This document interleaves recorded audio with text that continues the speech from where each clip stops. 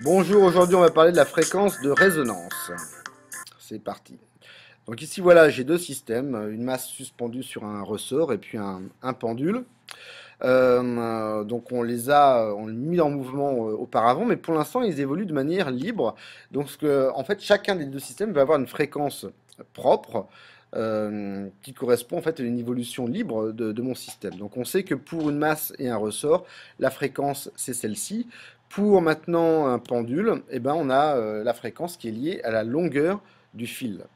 Et dans ces cas-là, on n'excite pas le système pour continuer à le faire bouger. C'est une évolution qui est parfaitement libre. Donc pas de force d'excitation extérieure.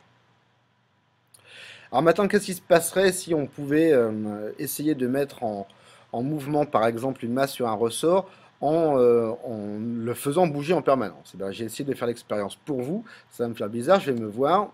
C'est parti. Bon, si j'essaye de vouloir faire osciller cette masse qui est sur un ressort en agitant la main, si je fais n'importe quoi, j'ai très peu d'oscillation. En fait, pour que la masse puisse vraiment osciller, il va falloir que je puisse, moi, lui appliquer une fréquence particulière. Voilà, un peu trop fort. Mais si je commence à donner une fréquence particulière, j'ai des grandes oscillations, ce qu'on appelle la résonance.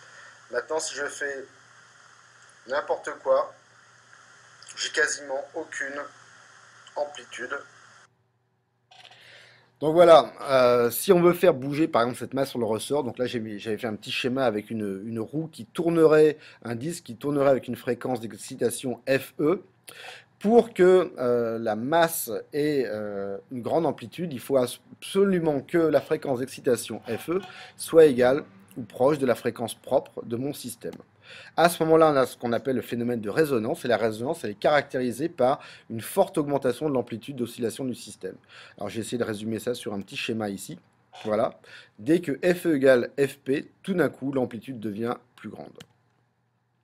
Alors on a d'autres types d'oscillations forcées, par exemple pour un pendule. Je rappelle que la fréquence propre d'un pendule ne dépend que de la longueur du fil. Donc c'est parti, je vous montre ça. Donc ici je vais avoir un pendule qui va être un pendule excitateur, qui va maintenant avoir sa période, sa fréquence propre. À côté, j'ai deux autres pendules, mais dont un a un fil, une longueur qui est très petite et qui bouge quasiment pas. En revanche, l'autre pendule avait la même longueur de fil que l'excitateur et il va être maintenant mis en mouvement par le premier pendule. Et ils vont commencer à se déplacer, à avoir une fréquence qui va être quasiment identique.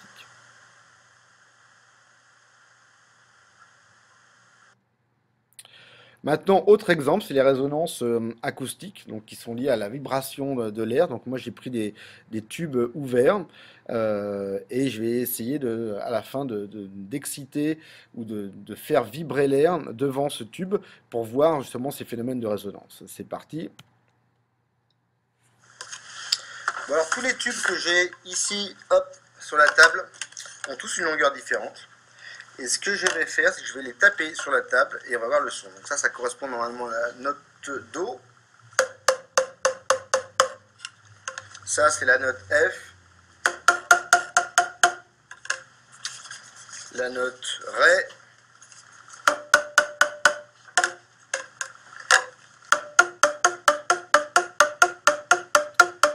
Donc en fait, chaque tube va avoir sa propre fréquence de résonance.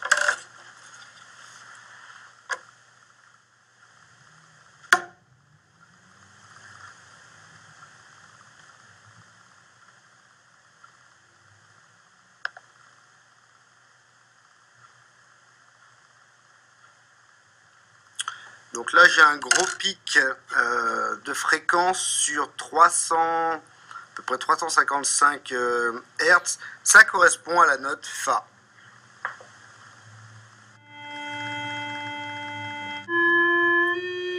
Alors là maintenant on va faire vibrer l'air en fait devant le tube ouvert et on va s'apercevoir que en jouant une fréquence qui est proche de la fréquence propre du tube, on va avoir une augmentation du volume sonore. Donc on va avoir une augmentation de l'amplitude des vibrations de l'air.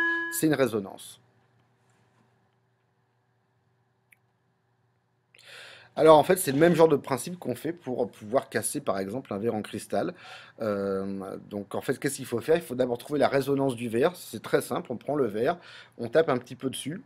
Et puis avec un micro, on essaye de retrouver la fréquence propre du verre. Et qu'est-ce qu'on fait ensuite? On lui lance un signal, un son, à la même fréquence.